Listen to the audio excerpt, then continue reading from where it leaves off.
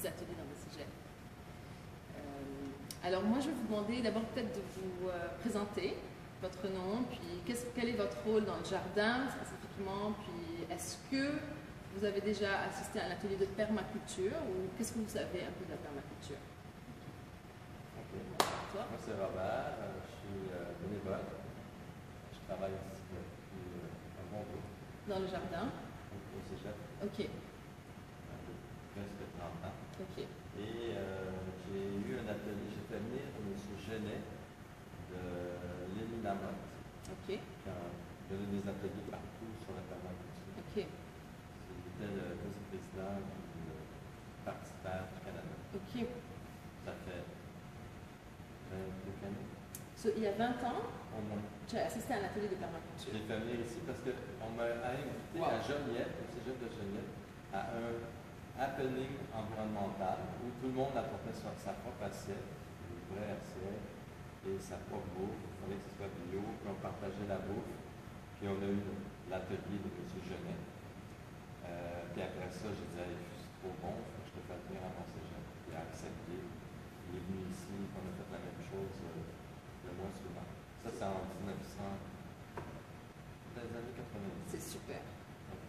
Wow. Permaculture, puis j'ai dit où est-ce qu'on peut aller pour voir l'expérience, parce qu'il expliquait l'expérience avec les poissons, toutes les cultures qui communiquent ensemble. Oui. Il dit, ben, c'est à l'île Lamotte, dans le lac Champlain. Il y a des camps de vacances de permaculture à l'époque. Wow. Et il m'a écrit un courriel un mois plus tard, me disant, si tes boss, c'est des fervents du golf, on va ouvrir bientôt un golf éco-responsable, tous les vidéos, tous les canaux, terrain de golf. Mais j'ai jamais eu de nouvelles après. Okay. Mais j'ai cliqué, j'ai lu. Ah, ça existe enfin. Il est temps. À la place de la pelouse, il y a des légumes? Je pense que c'est très non, je ne sais pas, mais en tout cas, c'est un golf vraiment super. C'est la première fois que j'entends quelqu'un au Québec qui, dans les années 90, a été exposé à la permaculture et a ramené ça dans un cégep. C'est super. Oui, parce qu'on n'était pas cégep vert à l'époque, ça n'existait pas, mais on avait environnement jeunesse ici. Puis même Denis avait assisté à la conférence, c'était très impressionné. Roger Ferland, c'est des membres du CACE. Okay. Il avait assisté à ça. Son nom, son prénom, je ne me rappelle plus, mais c'est un comédien qui était très bon vulgarisateur. Okay. C'est un comédien. Puis son père, c'était Émile Genet, un ancien sénateur à Ottawa. Et comédien, on voit dans les films des années 80-70. Émile Genet, son père. Monsieur avec des cheveux tout blancs. Je vois souvent des rôles de détective. OK. Ben, j'espère que je ne vais pas te décevoir aujourd'hui, parce que ni détective, ni comédienne. On va voir. C'est ça. C'est super. Voilà. Moi, c'est Joey, je suis le mari de Lisa. Puis, moi, ce que je fais en ce moment, je fais un doctorat en sociologie.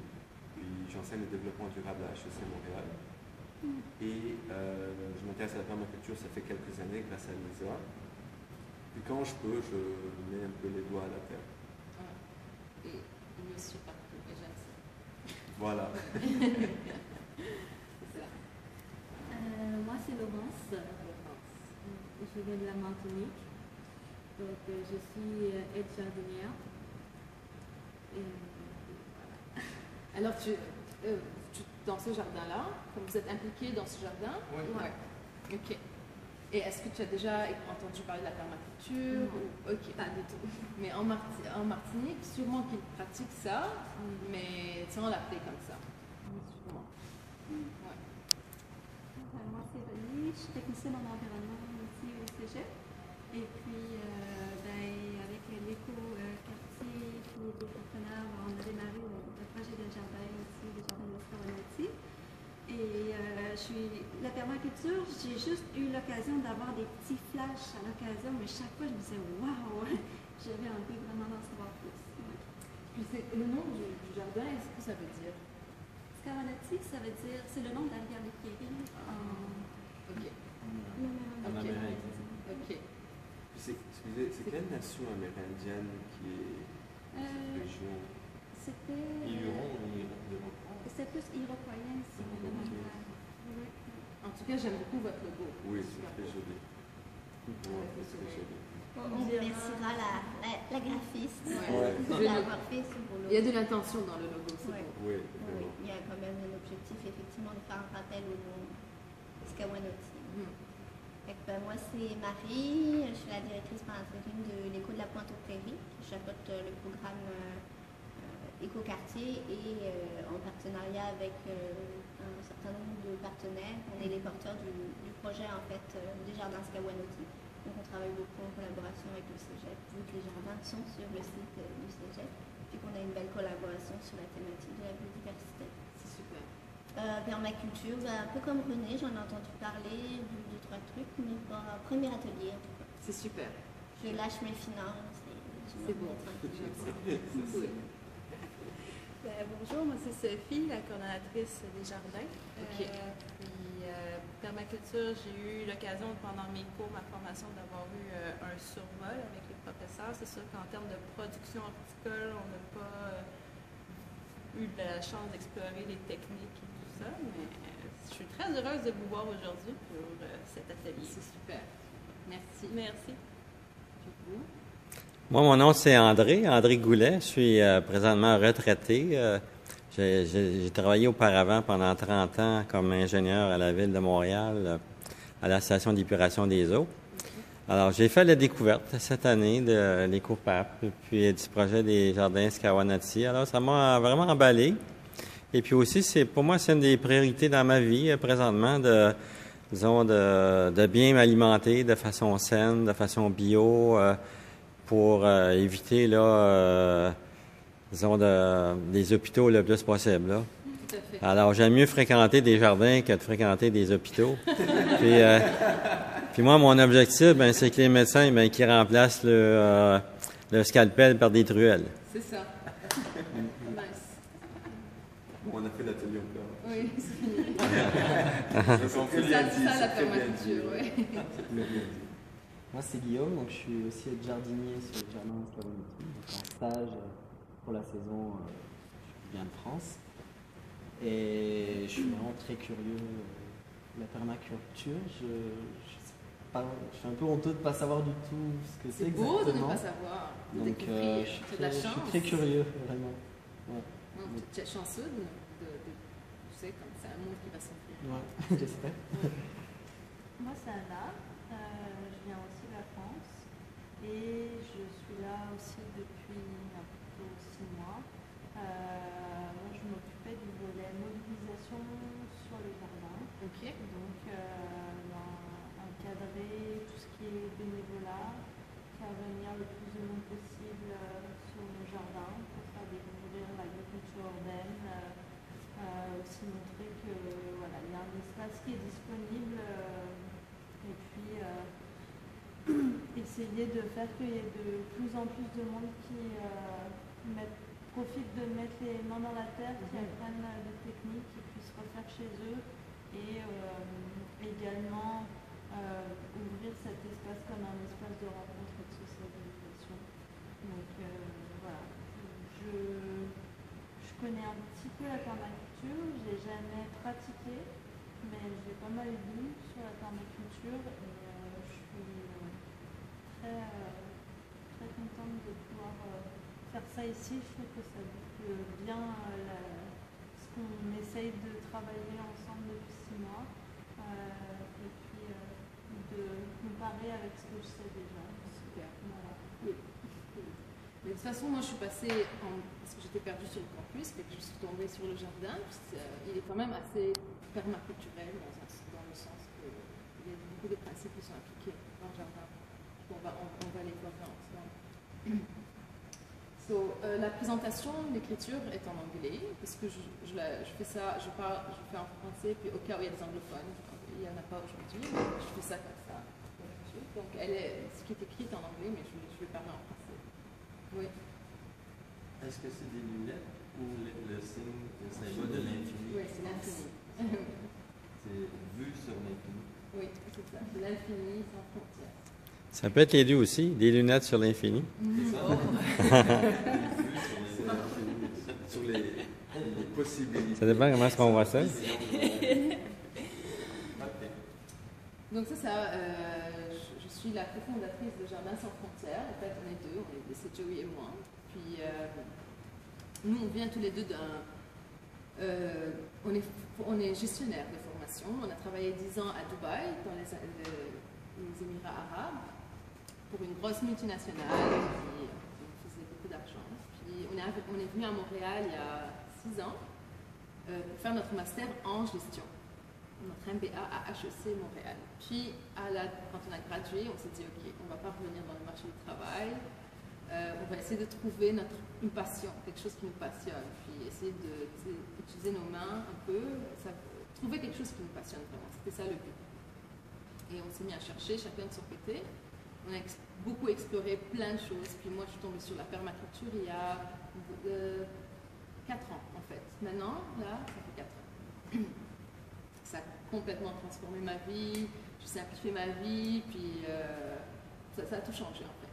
Et donc, ça fait seulement 4 ans que j'ai découvert la permaculture. Et en 4 ans, j'ai beaucoup pratiqué à petite échelle. Donc, je ne suis pas une experte du tout en permaculture. Je pense qu'il n'y a personne qui peut se dire qu'il est expert en permaculture parce que c'est tellement vaste, il y a tellement de pratiques, dépendamment des contextes, des climats. Donc, on est tous en train d'explorer, d'expérimenter, puis d'essayer des choses dans notre communauté. Donc, dans les dernières 4 ans, j'ai beaucoup voyagé dans des fermes permaculturelles, j'ai beaucoup pratiqué dans différents climats, le désert, le climat méditerranéen, tropical et le climat à Montréal, évidemment. Et donc, ce que je vais partager avec vous, c'est des choses que je connais, que j'ai pratiquées personnellement. Donc, je ne vais pas parler de choses très vastes, mais vraiment des choses que moi j'ai pratiquées. Et mon approche à moi, personnellement. Okay? Donc, j'espère que vous n'allez pas être... J'espère que je vais joindre vos attentes, en tout cas. Donc, qu'est-ce qu'on a fait jusqu'à maintenant dans les dernières 4 années? Ce qu'on fait avec Jardin sans frontières, c'est qu'on fait du design de jardin. Donc, disons, vous avez une cour arrière, vous avez envie de faire pousser de la nourriture et des fleurs et des arbres fruitiers, vous nous contactez. Puis nous, on a plein de gens qui ont envie d'apprendre. Alors, ce qu'on fait, c'est qu'on fait des ateliers dans votre cour arrière pour implémenter votre jardin. Donc, les gens, en même temps, sont en train d'apprendre, puis le propriétaire du jardin, de la cour arrière aussi, est en train d'apprendre. On ne fait pas vraiment de suivi après, à moins qu'il y ait des questions, mais ça devient vraiment son jardin, il se l'approprie. Donc, ça, c'est un peu notre concept. On fait ça. Ça, c'est par exemple... on est une entreprise sociale, donc quand on fait des profits, on réinvestit tous nos profits dans le communautaire. Donc ça, c'est par exemple un jardin collectif, comme celui-là, sauf que c'est sur le trottoir, sur la rue Sherbrooke à Montréal, dans le quartier de Notre-Dame-de-Grâce. Quand on fait des conférences, quand on fait des ateliers et qu'on fait des revenus, ça nous permet en fait de faire ce genre de jardin bénévolement.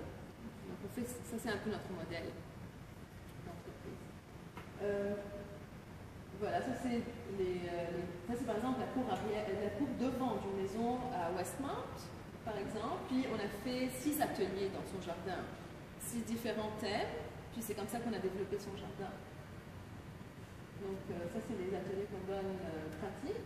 Et puis en hiver, on donne des ateliers de fabriquer soi-même parce que donc justement, il y a 4 ans, j'ai changé mon style de vie, puis j'avais besoin de savoir faire les choses, donc savoir faire mon propre savon, mon propre détergent, mes bougies, mon pain, mon fromage, mon kéfir, mon kombucha, etc. Parce que je voulais diminuer mes consommations. Et donc, pour apprendre, et comme j'avais beaucoup de rattrapage à faire par rapport aux gens qui sont dans la communauté, donc je me suis dit, moi j'apprends bien quand j'enseigne. Fait que je commençais à donner des ateliers, disons, de savon, alors que je ne savais pas comment faire de savon. Mais la première chose que je disais aux participants, écoutez, je ne sais pas faire de savon, j'ai trouvé cette recette, j'ai tous les ingrédients, on va le faire ensemble. Ça, c'est un peu mon approche. Donc, ça, c'est un peu la pédagogie de Jardin sans frontières. Donc, tout l'hiver, et à partir de maintenant, tous les jours presque, on donne des ateliers à travers Montréal de fabrication de choses. Faire pousser à l'intérieur tout l'hiver, parce qu'il y a des façons de faire pousser de la nourriture quand même en hiver à l'intérieur, toutes sortes de choses en fait. Est-ce que vous avez une cédule sur Internet, Oui, par exemple? oui, je pourrais vous envoyer ça. Donc ça, c'est aussi des choses qu'on fait. Après que j'ai fait mon certificat en permaculture il y a 4 ans, et maintenant je co-enseigne avec mon prof pour les certificats. Certains sujets que je suis à l'aise avec parce que je les ai pratiqués. Et ça, c'est le jardin collectif du stade olympique. D'ailleurs, c'est cette photo que j'ai vue, qui est accrochée ici, puis il y a moi dans la photo. Mais ça, c'est un jardin aussi que j'ai implémenté au stade olympique, un jardin permaculturel. Puis aujourd'hui, il est magnifique. Il y a une petite mare, il y a des poissons, il y a des mandalas, il y a des spirales, il y a des mosaïques, il y a plein de belles choses qui se passent. Puis il y a des ateliers toutes les semaines. Et des abeilles aussi. Et aussi, on organise des voyages permaculturels maintenant. Notre premier voyage s'est fait il y a 2 ans au Sénégal. On a pris 9 jeunes Québécois pendant 3 mois dans une communauté rurale du Sénégal, dans le désert, et on a designé et implémenté une forêt nourricière. C'est une forêt d'arbres fruitiers, mais aussi de légumes et de fines herbes et de fleurs. Ça, c'était notre premier voyage. Et cette année, à l'hiver 2015, on a organisé un deuxième voyage, en Équateur cette fois, qu'on refait en février 2016. Quel coin d'Équateur? C'est dans le sud. Ça s'appelle Vilcabamba. Oui. Tu connais? Je connais. Ah oui, on en reparlera. Donc, c'est 2 semaines juste d'ateliers pratiques de permaculture, de construction naturelle, d'énergie renouvelable, de nutrition saine, de cuisine, de danse, de mouvement, de chant. C'est vraiment magnifique comme retraite. C'est ça qu'on fait. Donc ça, c'est ce que Jardin Sans Frontières fait. Oui. Est-ce que vous allez là à bicyclette? Oui. En Équateur? Non. Où ça? Ah, vous voulez dire dans mes... Oui. Ouais. Avec une roulotte aussi. Ah. Ouais. OK. Mais pour venir ici, on est venu en auto par contre.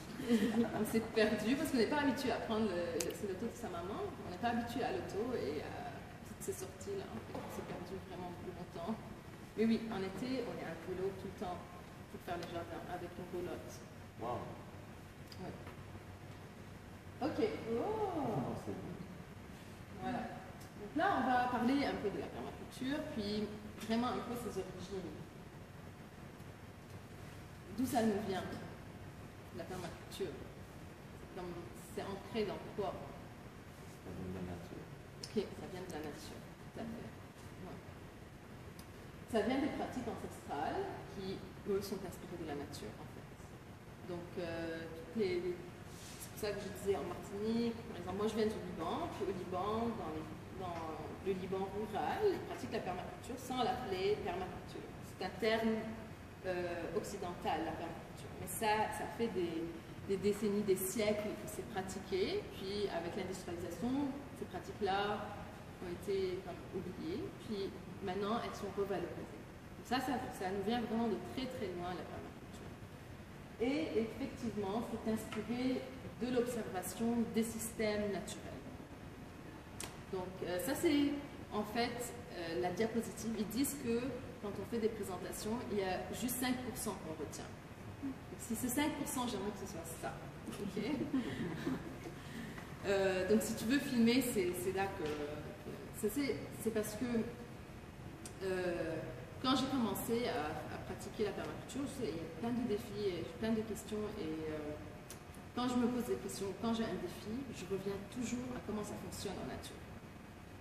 Comment ça fonctionne dans une forêt. Parce que la forêt, c'est un écosystème complètement indépendant, autonome, résilient, super intelligent, qui fonctionne tout seul, sans aucune intervention. Ça fait des millénaires que ça fonctionne comme ça. Donc, quand je fais un jardin, comment ça fonctionne dans une forêt? Je vais répliquer comment ça fonctionne dans une forêt dans le jardin. Donc là, je vais juste peut-être vous demander de participer un peu, puis de me dire quels sont les éléments dans une forêt qu'on peut réappliquer dans un jardin. Par exemple, juste un... Ouais, tu as quelque chose à dire? Non, mais j'ai une idée. Vas-y. Les feuilles mortes, par exemple. Les feuilles mortes, c'est quoi exactement? Même tous les déchets des végétaux ou même des arbres qui prennent leurs nutriments dans le sol, de retourner à la terre. Ok. Faire un cycle. C'est ça. Donc ce que tu veux dire, c'est que sol d'une forêt, est-ce qu'il est nu? Non. Jamais nu. C'est ça. Donc le sol d'une forêt n'est jamais nu. Comment est-ce qu'on peut appliquer ça dans notre jardin? Donc, toujours un paillis, jamais laisser la terre à nu. Tout à fait. Donc jamais la terre à nu dans un jardin. Toujours un paillis. Pourquoi le paillis? Pour éviter que les rayons du soleil stérilisent, détruisent les bactéries. Ça c'est une chose, effectivement. L'humidité. Pour garder l'humidité, tout à fait. Aussi pour empêcher qu'il se forme une croûte dure sur la surface. Pour assécher, c'est ça. Pour ne pas que le sol, qu'il y ait de l'érosion, que le sol s'assèche. Quoi d'autre? Pour permettre à tous les nutriments, les petites bêtes, d'être protégés aussi du vent, du soleil. Tout à fait, très important, oui. C'est un habitat pour tous les micro-organismes qui vivent dans notre sol ou au-dessus de notre sol. Ça les protège. C'est un abri pour eux, tout à fait. Ça se décompose aussi et ça nourrit notre sol. Donc ça, c'est une des choses comme ça que ça fonctionne en nature. Il faudrait répliquer dans nos jardins. Autre chose? Oui. La diversité des espèces. Dans une forêt, on n'a pas un kilomètre avec qu'une espèce et les espèces se cohabitent et sont complémentaires. Tout à fait. Très bonne observation. Mais oui, exactement. Il y a plein de variétés d'arbres, d'arbustes, de buissons, de vignes. Donc, c'est ça, aujourd'hui, dans l'agriculture traditionnelle, conventionnelle, on fait des lignes de tomates, des lignes de maïs à perte de vue. C'est vraiment pas comme ça que ça fonctionne dans une forêt. Et on va parler un peu plus tard de compagnonnage, donc comment varier dans notre jardin et comment faire en sorte que ça se protège. Ils s'entraident, les variétés s'entraident, comme dans une forêt. Autre chose.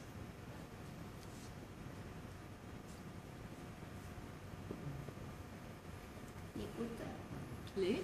Les hauteurs. Les hauteurs. Ouais. Exactement. Strates. La succession, exactement. Donc on a le canopé, qui est le plus élevé, c'est ça que tu veux dire? Oui, les strates. C'est ça. Donc on a les plus grands arbres, puis les plus petits, puis les buissons, puis les vignes, puis les plantes, puis on a aussi tout ce qui est souterrain. Donc aussi, ça c'est recréer, ça crée des microclimats, donc c'est recréer un peu cette succession dans nos jardins.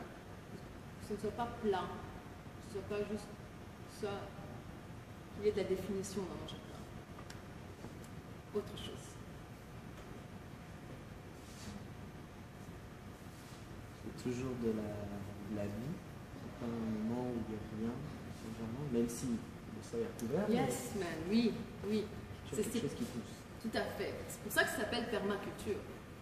C'est pour la permanence, pas seulement dans le temps, mais c'est-à-dire c'est pas juste permanence dans le genre durable, mais la permanence, c'est en permanence actif. Oui. Et ça, comment tu fais ça, par exemple, ici en hiver? Ici, j'ai pas encore une expérience de l'hiver montréalais, mais je m'imagine que ça peut être compliqué. C'est pour ça que au Québec, dans les pays du Nord, la permaculture, c'est surtout le focus. C'est les perennials, pas les annuels, les vivaces. C'est en plantant des vivaces que tu permets, tu répliques un peu ça. Donc les vivaces, c'est un élément très important dans les pays du Nord, dans les jardins permaculturels. Parce qu'on a une saison très courte, donc les vivaces, ça permet d'avoir de la nourriture plus longtemps et plus tôt. Quoi d'autre pour la forêt? Les insectes, tout à fait. Les appâts. Tout à fait. Donc on veut les attirer dans notre jardin. On ne veut pas, même si c'est un pesticide bio, on ne veut pas l'utiliser dans notre jardin parce que les bébites qui sont les prédateurs de nos légumes ou de nos plantes, ben, c'est la nourriture des bébites